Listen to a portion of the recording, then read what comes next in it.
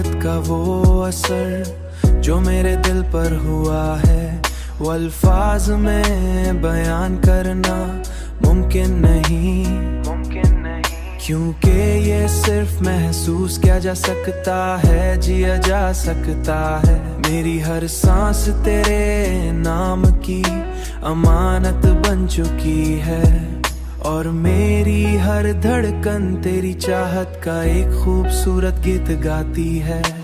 तेरी आंखों में मुझे वो सुकून मिला है जो दुनिया की किसी चीज में नहीं मिल सकता, और यही सुकून मेरी जिंदगी की असल दौलत बन गया है।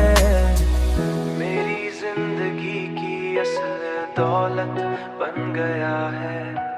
मैंने अपनी हर खुशी को तेरे साथ जोड़ दिया है, मैंने अपनी हर खुशी को तेरे साथ जोड़ दिया है, और अपने हर गम को तेरी मुस्कुराहट में छुपा दिया है। तेरी कुर्बत का वो एहसास मेरे वजूद का हिस्सा बन चुका है, जिसके बगैर मैं खुद को अधूरा महसूस करता हूँ। तेरी हंसी मेरे दिन की रोशनी और तेरी याद मेरी रातों का सबसे खूबसूरत ख्वाब बन चुकी है।